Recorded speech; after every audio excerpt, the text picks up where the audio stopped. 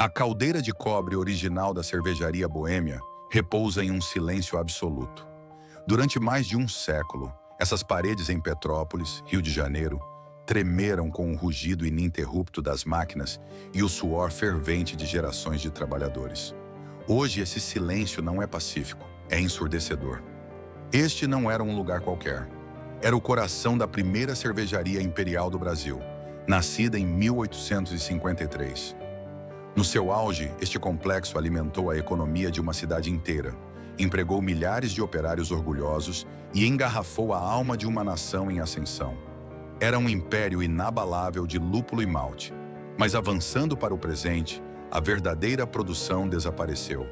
As máquinas que restaram foram castradas, transformadas em meras peças de museu, perfeitamente polidas para os olhos dos turistas. Enquanto a marca Boêmia vende milhões de litros em todo o país, agora produzidos em mega fábricas impessoais, a milhares de quilômetros de distância, as esteiras rolantes que deram origem a tudo jazem mortas e frias. Como a cervejaria mais antiga do Brasil foi desmembrada, não pela falência, mas pelo seu próprio sucesso e por mega acordos corporativos impiedosos. Como um legado inestimável de 170 anos é reduzido a uma vitrine turística, roubando a alma industrial de sua cidade natal? Esta não é apenas a história de uma bebida. É um reflexo brutal do capitalismo moderno, onde tradições de sangue e suor são dissecadas e transformadas em números frios num balanço financeiro. Bem-vindos ao fantasma da cervejaria imperial. Petrópolis, ano de 1853. O Brasil era um império jovem, guiado pelas mãos de Dom Pedro II, e o Rio de Janeiro, com seu calor sufocante e umidade implacável, ditava o ritmo da nação. No entanto, foi nas elevações frias e nebulosas da Serra Fluminense que uma revolução silenciosa começou a tomar forma. Petrópolis, a recém-fundada cidade imperial, servia como o refúgio de verão da corte. Suas águas cristalinas desciam das montanhas com uma pureza intocada, e o clima ameno lembrava as paisagens europeias. Foi exatamente este o cenário que capturou a visão de um imigrante alemão chamado Henrique Kremer. Kremer não era apenas um colono, ele carregava consigo uma ambição que beirava a loucura para os padrões da época. Em um país cujas veias econômicas pulsavam com café e onde a cachaça dominava os balcões e as mesas, ele decidiu que o Brasil precisava de cerveja. Não a cerveja importada, envelhecida e castigada por meses de viagem nos porões escuros e quentes dos navios que cruzavam o Atlântico. Kremer queria fabricar uma cerveja genuína, fresca, nascida e criada em solo sul-americano, mantendo o rigor e a excelência das tradições germânicas. Assim, nascia a semente da cervejaria Boêmia, a primeira do Brasil imperial. Mas a visão de Kremer colidiu imediatamente com a dura realidade da logística e da tecnologia do século XIX. Fazer cerveja no Brasil na década de 1850 era um ato de resistência monumental. A refrigeração artificial, o coração pulsante de qualquer cervejaria moderna, ainda era um conceito distante, uma tecnologia inexistente no Império. A fermentação dependia inteiramente dos caprichos da natureza. O clima de Petrópolis, embora mais frio que o litoral, ainda apresentava desafios severos para o controle de temperatura exigido pelas leveduras. Além do clima, havia o pesadelo da cadeia de suprimentos. O lúpulo e a cevada não cresciam nas encostas tropicais. Cada saca de malte, cada grama de lúpulo precisava ser importada da Europa. A jornada começava em navios mercantes cruzando o oceano, atracando no porto do Rio de Janeiro. A partir dali, os ingredientes essenciais encaravam a brutal subida da serra. Eram dias de viagem extenuante, transportados no lombo de mulas através de estradas de terra íngremes, enlameadas pelas chuvas constantes da Mata Atlântica. Cada lote de matéria-prima que chegava aos portões da pequena fábrica de Kremer era um pequeno milagre logístico, carregado de suor humano e tração animal.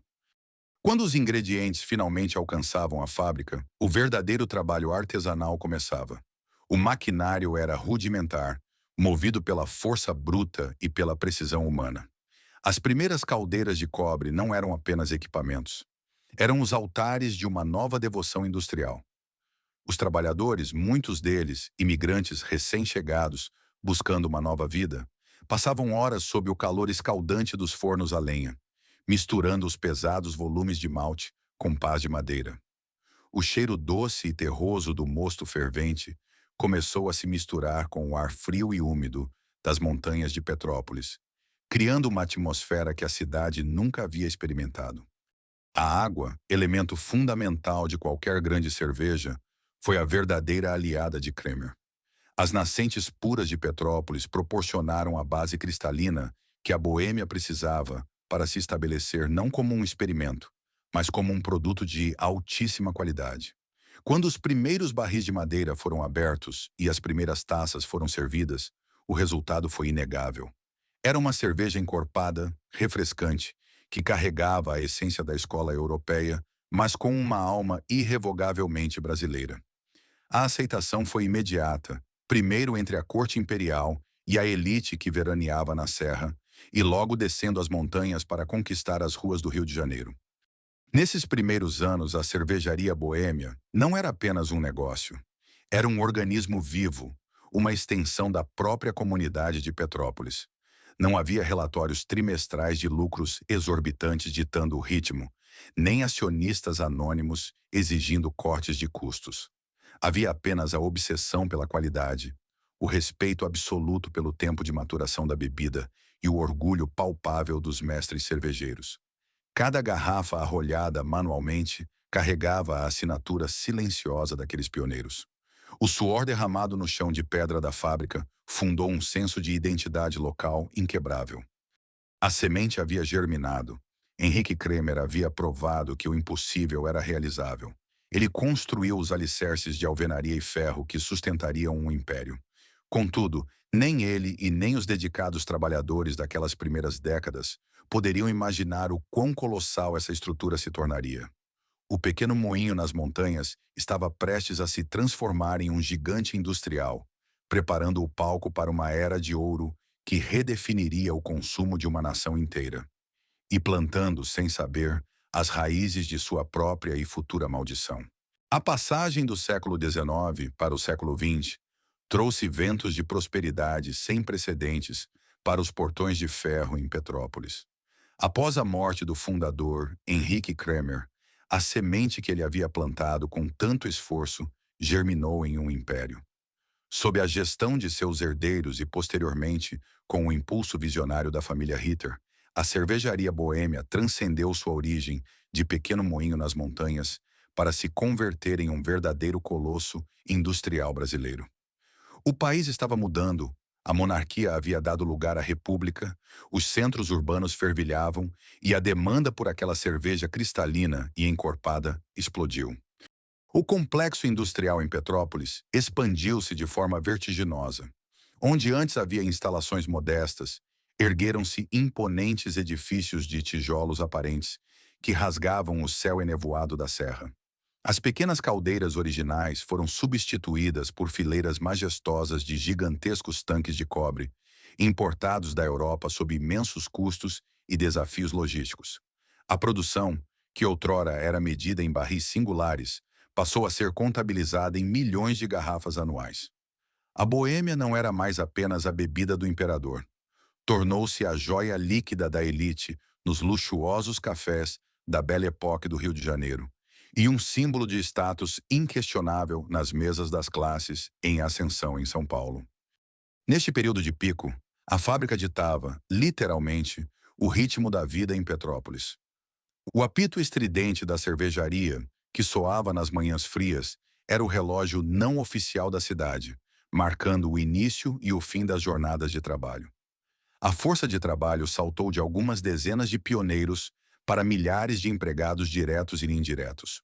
Uma verdadeira simbiose econômica e social foi forjada. Petrópolis respirava boêmia. O aroma denso e adocicado do malte torrado e do lúpulo fervente flutuava pelo vale todos os dias, tornando-se a assinatura atmosférica da região. Para os trabalhadores, vestir o uniforme da cervejaria era um distintivo de honra supremo. Não se tratava apenas de um emprego, mas de uma linhagem. Famílias inteiras atrelaram seus destinos às engrenagens da fábrica. Era comum ver avós, pais e filhos trabalhando lado a lado nos galpões de engarrafamento ou operando as caldeiras. A cervejaria garantia a estabilidade, construía habitações no entorno, fomentava o comércio local e financiava as festividades da comunidade. A Boêmia havia construído um ecossistema perfeito, onde o orgulho da mão de obra artesanal se fundia com o avanço da Revolução Industrial no Brasil. Vagões e mais vagões de trem desciam a serra diariamente, carregados exclusivamente com caixas de madeira repletas do ouro líquido de Petrópolis. No entanto, o sucesso estrondoso abriga frequentemente o germe de seu próprio desespero. Com a glória gigantesca e a dominação absoluta do mercado nacional, despertou-se um monstro indomável, uma demanda implacável e insaciável.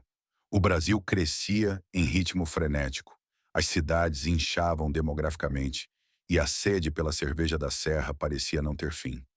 O trabalho humano, orgulhosamente meticuloso, cadenciado e respeitoso ao tempo natural de maturação da bebida, começou a colidir violentamente com a urgência de um mercado voraz. Uma tensão silenciosa começou a se formar sob o teto de tijolos. Como manter a alma e a precisão de uma cerveja fundamentalmente artesanal quando o mundo lá fora exige que ela flua com o volume de um rio inesgotável? A pressão para acelerar as engrenagens, para produzir mais rápido e em volumes impensáveis, estava prestes a testar os limites físicos e espirituais da fábrica, empurrando seus mestres cervejeiros para um dilema sem precedentes. A pressão por volume transformou a cervejaria boêmia em uma sinfonia industrial ensurdecedora e perfeitamente coreografada. Nos anos que antecederam a metade do século XX, as linhas de engarrafamento, antes operadas com a lentidão cautelosa das mãos humanas, ganharam o auxílio de maquinários reluzentes e estridentes. O vidro tilintava incessantemente, dia e noite, formando rios de garrafas âmbar que fluíam pelas esteiras de metal. A fábrica não dormia mais. Os fornos ardiam em turnos ininterruptos, iluminando o céu noturno de Petrópolis, com um brilho alaranjado que servia como um farol de prosperidade inabalável para toda a região serrana. Para os mestres cervejeiros, homens forjados na tradição meticulosa de Henrique Kramer, este era um momento de glória máxima, mas também de uma vigilância exaustiva. Eles caminhavam pelas passarelas acima dos gigantescos tanques de fermentação como comandantes em um campo de batalha. O desafio não era mais apenas fazer uma boa cerveja, mas fazer milhões de litros idênticos. A cor precisava ter o exato tom de ouro líquido de sempre. A espuma deveria coroar o copo com a mesma densidade impecável. Eles degustavam amostras nas madrugadas frias, ajustando válvulas e temperaturas, com uma intuição sensorial que nenhuma máquina da época poderia replicar. O verdadeiro milagre da Boêmia naquele tempo era este. Mesmo produzindo em escala monumental para abastecer o Brasil de ponta a ponta, a bebida ainda mantinha a ilusão e a alma de uma cerveja feita no quintal de casa. O impacto econômico e cultural atingiu um nível estratosférico. A marca Boêmia não era apenas consumida, era reverenciada. Nos salões elegantes dos cassinos recém-inaugurados e nos grandes hotéis de luxo do Rio de Janeiro, pedir Boêmia era um atestado de sofisticação. Embaixadores, presidentes e a elite intelectual do país brindavam com o néctar de Petrópolis. A própria fábrica tornou-se um cartão postal, um monumento de alvenaria e aço. Os milhares de funcionários que cruzavam seus portões de ferro, fundido todos os dias, sentiam o orgulho latejante de manter essa lenda viva. Eles eram, aos olhos da cidade, a aristocracia operária, com seus salários garantidos, suas casas bem cuidadas e o respeito de toda a comunidade. No entanto, a lei da gravidade do capitalismo é cega e implacável. Todo império que cresce além de suas próprias fronteiras físicas acaba atraindo forças gravitacionais muito maiores do que ele. O mercado de bebidas no Brasil estava mudando drasticamente nas sombras. A infraestrutura nacional agora exigia redes de distribuição continentais, frotas gigantescas de caminhões, campanhas publicitárias agressivas e, acima de tudo, uma injeção de capital contínua que nenhuma gestão familiar independente, por mais próspera que fosse, poderia sustentar sozinha. A cervejaria imperial estava operando na linha vermelha do seu limite. A capacidade das nascentes puras de Petrópolis, o espaço físico espremido entre as montanhas e o próprio fôlego humano da equipe haviam atingido o teto. A engrenagem girava com perfeição, mas a caldeira estava prestes a estourar sob o peso de sua própria demanda. Para não ser esmagada pelos novos concorrentes que surgiam em São Paulo, operando sob lógicas agressivas de mercado, a Boêmia precisaria tomar uma decisão que alteraria o seu DNA irrevogavelmente. O canto da sereia do capital corporativo já podia ser ouvido ecoando pelo vale da Serra Fluminense, prometendo expansão infinita e dinheiro inesgotável. Mas esse resgate não viria sem um preço. E era um preço que nenhum daqueles orgulhosos trabalhadores, com seus uniformes sujos de malte e suor, seria capaz de calcular. O fim da inocência industrial estava batendo à porta, vestindo terno e gravata. Para a cidade de Petrópolis, a década de 1960 não chegou apenas com o frio característico da Serra Fluminense, mas trazendo uma brisa gélida de incerteza. Até aquele momento, a cervejaria Boêmia havia operado quase como uma nação soberana dentro do mercado de bebidas brasileiro. Sob a guarda zelosa de seus fundadores e sucessores, a fábrica mantinha uma autonomia inabalável sobre cada gota de cerveja que descia as montanhas. No entanto, o milagre econômico do Brasil exigia um novo tipo de predação corporativa. O país estava sendo rasgado por novas rodovias, a televisão começava a ditar o consumo das massas, e o mercado de cervejas estava se consolidando em um campo de batalha dominado por gigantes de abrangência nacional. Neste cenário implacável, a qualidade artesanal não era mais um escudo suficiente contra a força bruta da logística e do marketing. A família Ritter, que havia conduzido a Boêmia ao seu apogeu, deparou-se com o abismo financeiro da expansão. Para competir com os conglomerados que se erguiam em São Paulo e no Rio de Janeiro, a cervejaria precisaria de uma injeção de capital astronômica. A decisão, inevitável e dolorosa, foi tomada. No ano de 1960, a histórica Companhia Antártica Paulista, um dos maiores colossos industriais da América Latina, adquiriu o controle da cervejaria Boêmia. O anúncio da venda caiu sobre as ruas de paralelepípedos de Petrópolis, não como uma celebração de negócios, mas como um abalo sísmico silencioso. A princípio, para o trabalhador comum, a transição pareceu inofensiva. Os portões de ferro fundido continuavam lá, o apito da fábrica ainda rasgava a neblina matinal e a receita original parecia intocada. O nome Boêmia era forte demais para ser apagado. A Antártica sabia que estava comprando não apenas tanques e galpões, mas a própria aristocracia da cerveja brasileira. A promessa oficial era de manutenção das tradições e modernização das linhas. Contudo, a verdadeira mudança ocorreu nas entranhas do sistema. A sombra do capital corporativo começou a se projetar sobre os velhos tanques de cobre. A Boêmia deixou de ser uma empresa independente, com alma e rosto próprios, para se tornar um ativo em um portfólio. Uma linha em uma planilha de balanços financeiros aprovada a centenas de quilômetros de distância, na sede da Antártica, em São Paulo. Os homens de terno e gravata começaram a substituir os mestres cervejeiros nas reuniões de diretoria. A lógica de produção, antes ditada pelo tempo de maturação do mosto e pelo rigor da temperatura natural da serra, passou a ser impulsionada pelas cotas mensais de vendas e pelas metas de rentabilidade trimestral. O cronômetro tornou-se mais importante que o paladar. O chão de fábrica, antes um ambiente familiar, onde o sobrenome do operário carregava peso e história, começou a ser padronizado. A eficiência corporativa falava uma linguagem fria, pautada pela padronização nacional. A fábrica de Petrópolis agora precisava operar em perfeita sincronia com as outras plantas industriais da Antártica espalhadas pelo país. Para a comunidade local, o impacto psicológico foi profundo. O orgulho de pertencer à sua cervejaria começou a rachar sob o peso de uma hierarquia invisível e distante. O trabalhador de Petrópolis percebeu, aos poucos, que não era mais o guardião de um legado imperial. Ele havia se tornado apenas uma engrenagem substituível dentro de um maquinário paulista gigantesco. As decisões de investimento, corte de custos e contratações não eram mais tomadas no escritório de madeira nobre com vista para o vale, mas sim enviadas via telegramas e memorandos impessoais. A Antártica modernizou a fábrica, sem dúvida. O volume de produção aumentou e o alcance da distribuição da Boêmia expandiu-se vertiginosamente pelo Brasil. A marca continuou a reinar soberana em bares e restaurantes de elite. Mas a alma da operação, o microcosmo que unia a cidade à sua indústria, estava sofrendo uma mutação. A fábrica havia sobrevivido à transição de império para a república, mas agora enfrentava um adversário muito mais formidável: a padronização forçada do mercado de massas.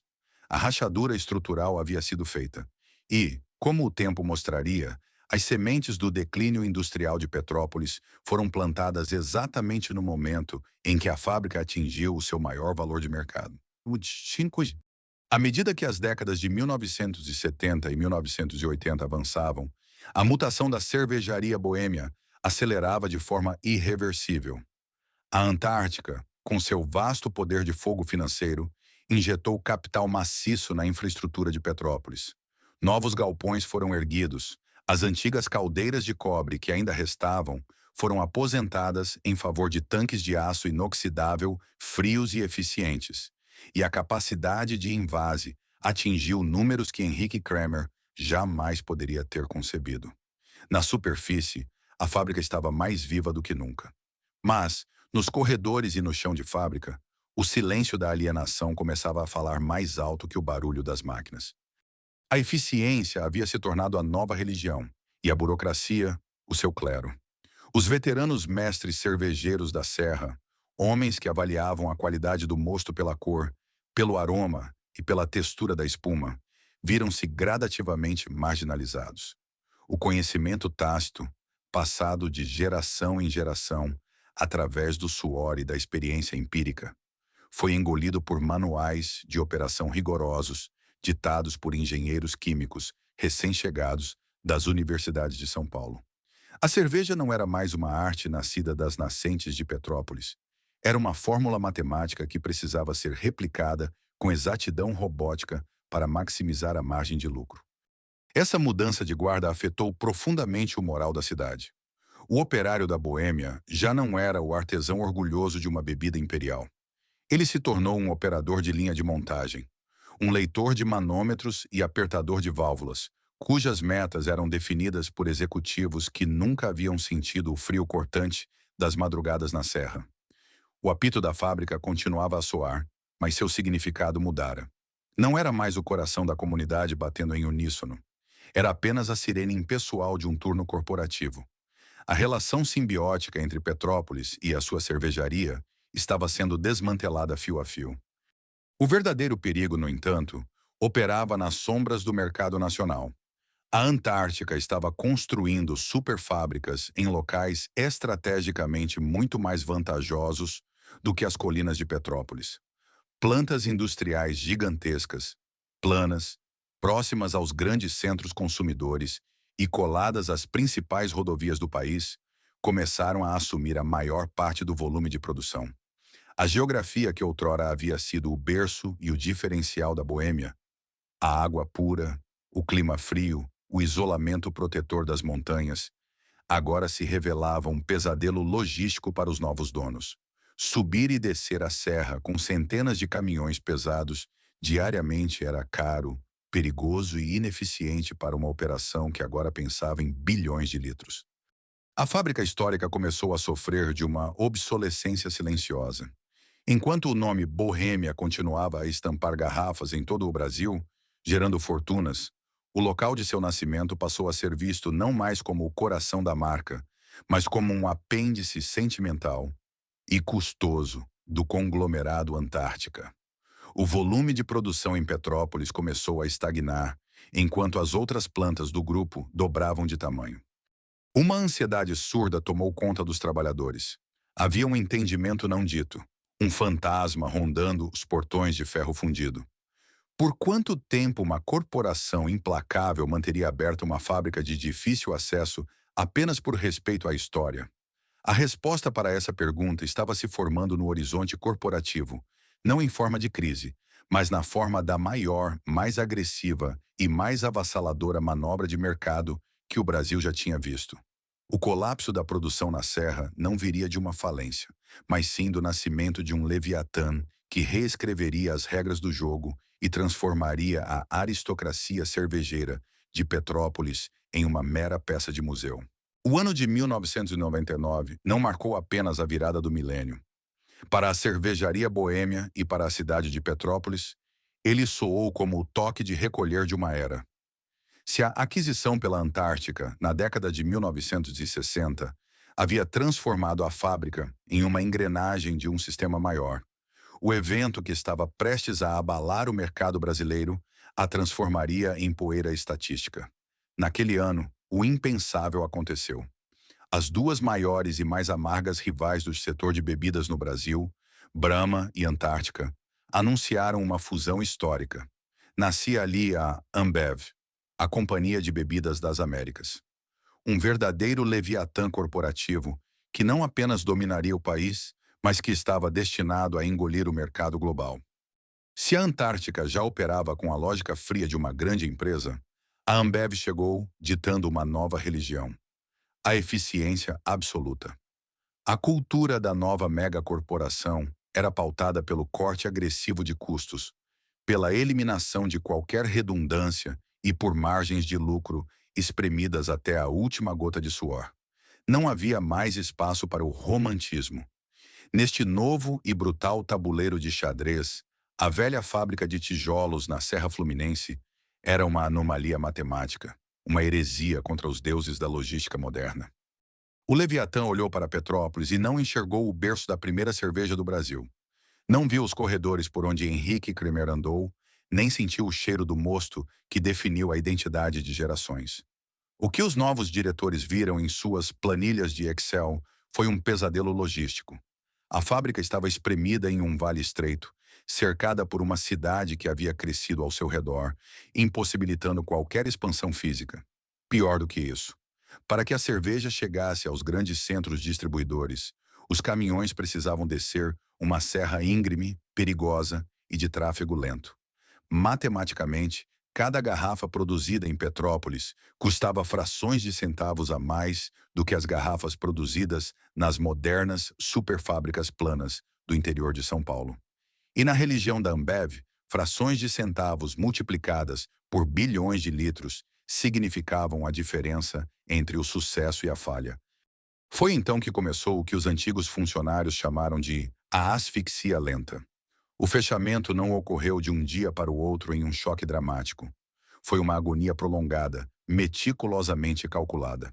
Primeiro, as verbas para manutenção pesada começaram a desaparecer. Máquinas que apresentavam defeito já não eram prontamente substituídas por equipamentos de ponta.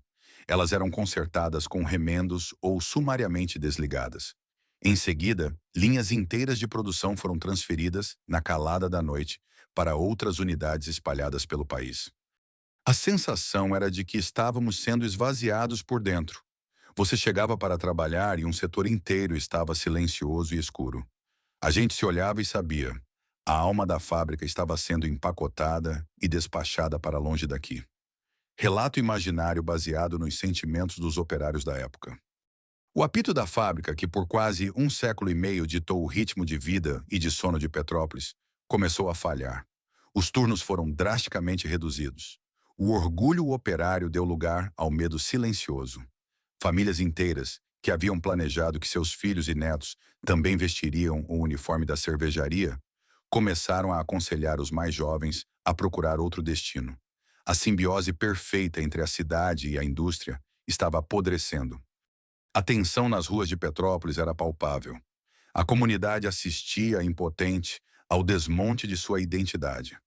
O cheiro doce do malte fermentando, antes uma constante no ar frio da montanha, foi gradualmente substituído pelo silêncio metálico dos galpões vazios.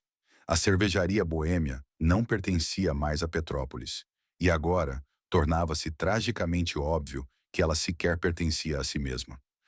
A pergunta que ecoava nos corredores vazios não era mais sobre como manter a tradição viva, mas sim quando a lâmina da guilhotina corporativa finalmente cairia sobre o pescoço da fábrica.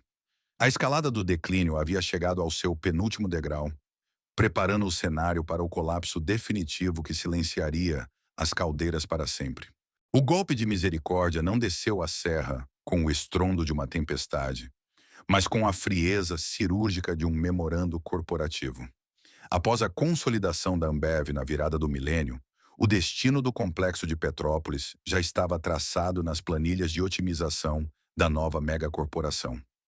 A decisão de encerrar a produção em larga escala na fábrica mais antiga do Brasil não foi tomada nos corredores de tijolos aparentes, onde Henrique Kremer um dia caminhou, mas em salas de reunião espelhadas a centenas de quilômetros de distância, na metrópole paulista. A matemática da eficiência havia finalmente proferido o seu veredito inquestionável. A cervejaria Boêmia, o berço do ouro líquido brasileiro, era cara demais para continuar operando.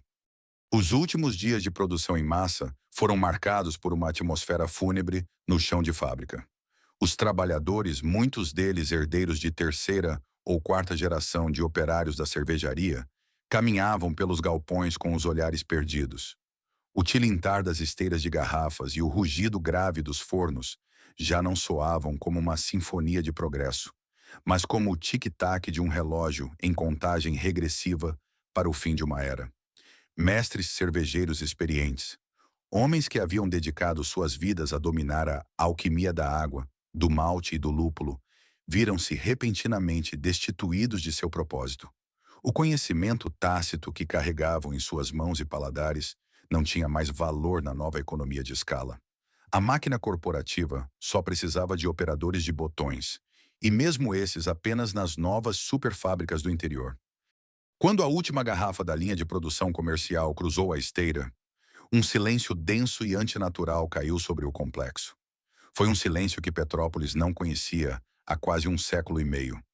O apito da fábrica, que por gerações havia ditado a rotina da cidade, servindo como o batimento cardíaco pontual da comunidade, soou pela última vez para anunciar não uma troca de turno, mas uma demissão em massa. As pesadas portas de ferro fundido foram fechadas. As gigantescas caldeiras que por décadas mantiveram as noites da serra aquecidas e iluminadas foram definitivamente apagadas, permitindo que o frio implacável das montanhas finalmente invadisse as entranhas da fábrica. O impacto do fechamento reverberou pelas ruas de paralelepípedos de Petrópolis de maneira devastadora. Não se tratava apenas da perda abrupta de centenas de empregos diretos, mas do desmoronamento de todo um ecossistema econômico e emocional. Bares locais perderam seus clientes mais assíduos. Pequenos comércios que viviam no entorno da fábrica fecharam as portas. Pensões e mercados viram suas receitas despencarem. No entanto, a ferida mais profunda não era financeira, mas identitária. A cidade havia perdido o seu símbolo máximo de orgulho industrial. Petrópolis, sem a produção da Boêmia, era como um reino que havia perdido sua coroa. A cerveja, a partir daquele momento, continuaria a ser vendida em todos os cantos do Brasil, enchendo os cofres do Leviatã corporativo. Os rótulos continuariam estampando com orgulho a inscrição desde 1853 e Petrópolis, comercializando a tradição e a aura de pureza da Serra Fluminense. Mas a verdade nua e crua, sussurrada com amargura pelos antigos moradores locais nas mesas dos bares remanescentes, era que a Boêmia havia se tornado uma miragem. A cerveja consumida sob aquele nome agora nascia em gigantescos tanques de aço inoxidável em fábricas sem rosto no interior de São Paulo ou do Rio de Janeiro. A alma da bebida havia sido separada de seu corpo geográfico. As antigas instalações na serra foram deixadas em um limbo silencioso. Os imensos tanques de cobre, antes fervilhando de vida e mosto, tornaram-se carcaças frias, acumulando poeira no escuro. A estrutura de tijolos, antes um farol de inovação e prosperidade, agora assumia os contornos melancólicos de um mausoléu industrial. Enquanto o mercado brindava ao sucesso estrondoso e à eficiência da nova Ambev, os guardiões da verdadeira história da Boêmia enfrentavam um luto silencioso, perguntando-se o que a corporação planejava fazer com as ruínas de um império que ela mesma havia decidido sufocar. O silêncio nas antigas instalações da cervejaria Boêmia durou mais de uma década. Durante os primeiros anos do século XXI, o colossal complexo de tijolos no coração de Petrópolis permaneceu como uma testemunha fantasmagórica de seu próprio passado majestoso, enquanto a Ambev consolidava seu domínio implacável sobre o mercado de bebidas na América Latina. As caldeiras estavam frias, as esteiras enferrujavam lentamente, e a cidade havia aprendido a conviver com o luto de seu maior símbolo industrial. Contudo, no implacável tabuleiro das megacorporações globais, nenhuma narrativa com potencial de lucro é deixada para morrer no escuro. O mercado consumidor estava mudando novamente. As pessoas começaram a despertar de uma longa era de cervejas de massa, padronizadas e sem personalidade. Uma nova onda se erguia, vinda do hemisfério norte e invadindo os bares brasileiros. O movimento das cervejas artesanais. De repente, os consumidores não queriam apenas refrescância barata. Eles exigiam história, demandavam autenticidade, buscavam raízes. A Ambev, operando com seu radar mercadológico impecável, percebeu que possuía um trunfo adormecido na Serra Fluminense. A marca Boêmia precisava voltar às suas origens, não para retomar uma produção em larga escala. A matemática logística das montanhas continuava sendo uma heresia financeira, mas para vender a ilusão da escala artesanal. A velha fábrica não seria ressuscitada como um polo industrial operário, mas sim metamorfoseada na mais sofisticada ferramenta de marketing do país. Em 2012, os pesados portões de ferro fundido foram reabertos. No entanto, eles não se abriram para receber milhares de operários cobertos de fuligem, com seus uniformes e marmitas, prontos para suar nos fornos. Eles se abriram para receber turistas. A corporação investiu dezenas de milhões de reais para transformar a estrutura centenária no complexo cervejeiro da Boêmia, anunciado como o maior e mais moderno museu de cerveja da América Latina. Por fora, a restauração era arquitetonicamente perfeita. Os velhos tijolos ingleses foram limpos e polidos, os antigos letreiros recuperaram seu brilho imperial, e uma iluminação cênica magistral devolveu a imponência noturna ao prédio histórico. Por dentro, o cenário era um espetáculo de tecnologia, design e interatividade. Monitores touchscreen, projeções holográficas em 3D e painéis luminosos contavam a história altamente romanceada do fundador Henrique Kremer. Os visitantes pagavam ingressos para cheirar lúpulos importados em redomas de vidro, tocar em amostras de malte torrado e caminhar por elegantes passarelas transparentes, suspensas sobre caldeiras de cobre impecavelmente polidas. Havia até uma microcervejaria funcionando de verdade no local. Ela operava em volumes ínfimos, produzindo edições especiais e limitadas. Cervejas com pimenta, com erva mate, com jabuticaba, que jamais desceriam a serra para o mercado nacional. Era a Disneylândia da cerveja brasileira. Para o turista desavisado que chegava do Rio de Janeiro ou de São Paulo, a experiência era imersiva e mágica. Era fácil acreditar que se estava caminhando pelo verdadeiro coração palpitante da bebida. Mas para os antigos trabalhadores e para a memória viva de Petrópolis, aquele museu carregava uma melancolia profunda, beirando o cinismo corporativo. O complexo histórico havia sido reduzido a um parque temático, uma vitrine luxuosa projetada exclusivamente para legitimar os bilhões de litros de Boêmia, que continuavam a ser produzidos, de forma cirúrgica e impessoal, nas gigantescas fábricas de aço inoxidável espalhadas pelo interior do Brasil.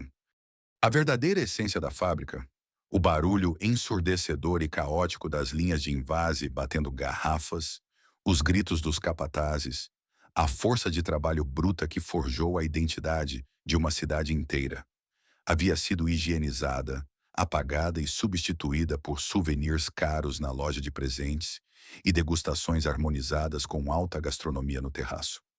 A história operária foi empacotada em uma narrativa branda, segura e infinitamente rentável. O museu tornou-se um sucesso absoluto de público, atraindo milhares de visitantes todos os meses. Mas, sob a perspectiva da arqueologia industrial, ele representava o triunfo final da abstração sobre a realidade material. A cervejaria boêmia havia alcançado o estágio terminal de sua mutação. Ela não era mais uma fábrica que produzia cerveja, mas um cenário teatral que produzia nostalgia. Enquanto os turistas brindavam com pequenas taças no topo do prédio reformado, admirando a neblina descendo sobre as montanhas, uma tensão invisível continuava a assombrar os corredores originais no subsolo. A maquiagem era impecável, mas não podia esconder a cicatriz estrutural de uma comunidade que perdeu sua alma industrial. E deixava no ar uma questão perturbadora. O que sobra da identidade de um povo trabalhador quando seu legado de suor e calos nas mãos é transformado em apenas mais um produto lúdico na prateleira de uma megacorporação? O complexo reformado de Petrópolis brilha sob o sol da serra, recebendo milhares de turistas todos os anos que buscam provar cervejas artesanais e registrar fotos nas elegantes caldeiras de cobre. Para quem observa de fora, a cervejaria boêmia é um case de sucesso de revitalização urbana e valorização histórica. No entanto, para a cidade real, aquela que sobrevive fora dos portões do museu, o contraste é uma ferida aberta. O brilho da fachada restaurada contrasta de maneira dolorosa com a realidade econômica de um município que perdeu seu motor industrial e viu sua identidade operária ser reduzida a uma atração de fim de semana. A promessa de que a volta do nome Boêmia traria de volta a prosperidade para o Vale provou ser uma miragem comercial. Os empregos gerados pelo complexo turístico são, em sua esmagadora maioria, sazonais, precarizados e focados no setor de serviços, distando quilômetros da estabilidade e do orgulho que a aristocracia operária desfrutava nas décadas de ouro. Os antigos trabalhadores e seus descendentes caminham pelas calçadas do entorno, sentindo uma sensação palpável de estranhamento. O cheiro do malte ainda paira no ar, mas agora ele é artificialmente canalizado para encantar visitantes, enquanto a economia local continua lutando para encontrar um novo propósito após a desindustrialização. O verdadeiro legado da Boêmia em Petrópolis tornou-se um paradoxo doloroso. A marca vale bilhões de reais para o conglomerado global que a controla, gerando lucros massivos distribuídos a acionistas distantes, enquanto a cidade que lhe deu nome, água e alma, carrega apenas o peso simbólico de ter sido o berço de uma lenda que já não lhe pertence. O império de Henrique Kremer sobreviveu, mas foi descorporificado, transformado em um logo corporativo elegante colado em garrafas produzidas a centenas de quilômetros de distância. Enquanto a neblina desce novamente sobre as montanhas de Petrópolis, encobrindo os telhados de tijolos ingleses, o eco do apito da fábrica, aquele que outrora unia a comunidade em um só batimento cardíaco, permanece vivo apenas na memória daqueles que construíram o império com o suor de suas mãos. A história da cervejaria boêmia permanece como o retrato definitivo de como o avanço implacável do capital industrial e a busca por eficiência máxima podem transformar um santuário de trabalho e tradição em um monumento silencioso à nostalgia. A história da cervejaria boêmia não é apenas a crônica de uma fábrica que fechou as portas. É, na verdade, um espelho de uma transformação econômica global implacável, onde o capital se divorcia irreversivelmente do suor humano que o construiu. Quando Henrique Kremer acendeu as primeiras caldeiras em 1853, ele não estava apenas fabricando cerveja. Ele estava forjando uma comunidade, dando ritmo a uma cidade e criando uma identidade operária que seria passada de pai para filho por gerações. A ascensão e a queda desse complexo monumental em Petrópolis nos ensinam uma dura lição sobre o custo invisível da eficiência corporativa. No papel, a consolidação do sistema Ambev e a subsequente transferência da produção para superfábricas modernas e automatizadas foi um triunfo logístico inquestionável. Os lucros se multiplicaram, a distribuição atingiu escalas globais e a marca Boêmia tornou-se mais onipresente do que nunca. Contudo, o balanço contábil raramente captura o luto profundo de uma cidade que perdeu sua alma industrial. Hoje, o magnífico Museu de Tijolos Expostos brilha na Serra Fluminense, recebendo turistas encantados com uma nostalgia cuidadosamente fabricada. É um monumento arquitetônico belíssimo, sem dúvida, mas também um lembrete melancólico.